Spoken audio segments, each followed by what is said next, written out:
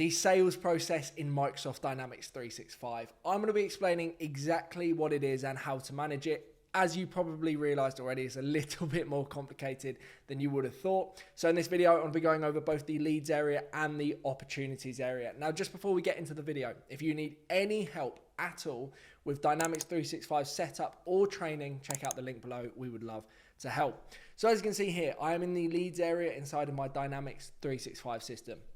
Now at present, I have absolutely no data inside of this system. It's a dummy system, but I'm just going to walk you through the creation of a lead, what a lead is, and then the creation of an opportunity as well. So to start with, in order to create a new lead, you need to go to the plus button up the top here on this bar and press the new. Now you might be wondering, well, what exactly is a lead? A lead in its simplest form is a pre-qualified sales inquiry, okay? So anytime someone gets in touch with your organization, your business, your consultancy, regarding your product or service, and you want to qualify them before you put them onto a sales representative, this is where you will track that information. Now, why do we pre-qualify? A couple reasons. Firstly, we want to do pre-qualification to see if they can afford a product or service, because there's no point trying to sell to someone that's got no money or definitely cannot afford your product or service. Whether they're actually a good fit for your product or service as well, whether they'll actually get a huge amount of value for the work that you'll do, and also if you want to work with them. There are a number of other reasons why you might look to pre-qualify, but those are the standout reasons for me. So we would always look to track that information in your leads area. So why do we want to track that information in leads? Well, that means that we do not pollute our data in our accounts and contacts, because the lead inquiry is always just held in leads. Once you then qualify a lead, it will then create an account, an opportunity, and a contact record. Okay, so you have the leads area, everything gets populated in leads, and only if they're a good fit, they're the right fit, they can afford your product or service, and you like them, then they go over to your opportunities area. Another clear distinction between leads and opportunities is leads are for appointment setters, opportunities are for the closers. Okay, so a new lead comes in, the appointment setter gets on the phone, books a meeting, and then that heads over to the actual opportunities area.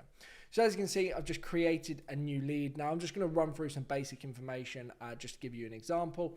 So I'm just going to call this example lead. You might want to use the business name and then the point of contact for the inquiry. You've got loads of naming convention options that you are more than welcome to decide. There's no right or wrong answer for this. Then I'm going to go ahead and put Nick Boardman, director, job title, and then Nick at crmcrew.co.uk. Then the final thing I'm going to just put is the business name, so our business name. There we go. So I've just created a lead. Now all I need to do now is go ahead and press the save button. I'm going to ignore the fact that I've just made a duplicate because I'm reshooting this video after making a mess of it the previous time. So you can see here we've now got a new lead, and the key thing about the sales process is the sales pipeline. Now you'll see here there are a few different stages.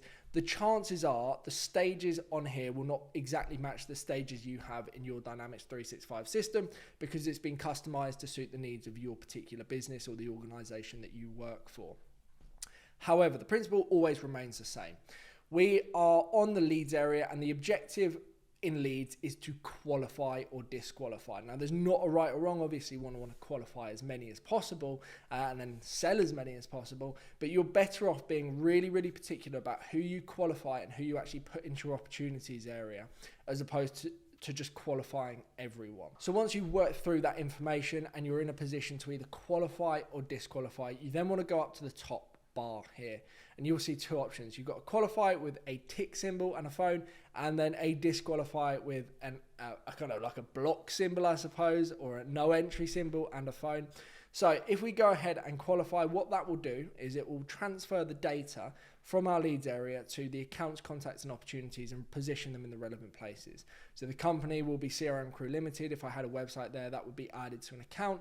The contact information is going to be here, as you can see, and then it will create an opportunity, and it will automatically create a relationship with all of those three records. It's really, really useful. Alternatively, we disqualify. That means the lead was not a good fit for our product or service for whatever reason. If we go ahead and press the disqualify option, it gives us a couple of options as to why, or reasons why. So we can say lost to a competitor, cannot contact, cannot get in touch, no longer interested, or cancelled. These two are not too dissimilar from one another. Or alternatively, you go ahead and qualify the lead. Now go ahead and press qualify. That will create a new account, contact, and opportunity. So I'm going to go ahead and select the qualify option and wait for that to populate. And as you can see here, we've now been automatically moved to our opportunities area, and we are on the next stage across for our pipeline. Now, the goal of the closer or the salesperson is now to move them from the develop or whatever relevant stages for your organization, and then get them all the way to either close won or close lost. And what you need to do is work through the requirements of each stage. So customer need, proposed solution, have you identified stakeholders, have you identified competitors? In this particular instance, they're not business required, but sometimes you cannot move from one stage to another without having completed some data or marked some fields as complete or done something. So I'm going to go ahead and just skip this and press next stage. You can see now we're on the proposed. There are a number of additional things that now need to be done, and we're working through that sales process.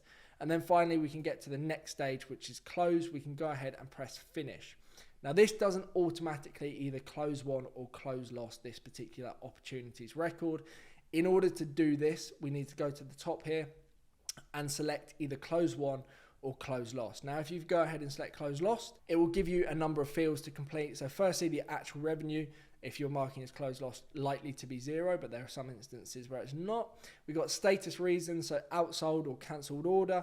We've got close date, which we automatically populated as the day that you press the close button. And then you can go ahead and say you lost to a competitor and also put a description for close lost. Alternatively, you have close won, which is what we all want to be pressing. If you go ahead and press close won, we'll have status reason, so 1, actual revenue, close date, again, automatically populated. You've got competitor, that is going to be grayed out. You cannot make changes to that. You would have previously entered in competitors that are relevant to the opportunity on the opportunities page. And then we've just got description as well. And once you're happy, just go ahead and press OK. That will then mark that particular opportunity as closed won. As you can see here, if I go from my opportunities to all open opportunities, you can see the example lead that we created at the start of this video has now been closed as won. So that is how to manage the sales pipeline and the sales process inside of Dynamics 365. Hopefully I've made the clear distinction between pre-qualification for leads and the opportunities area being the actual sales process itself. Thank you very much for watching this video, and I'll see you soon. Goodbye.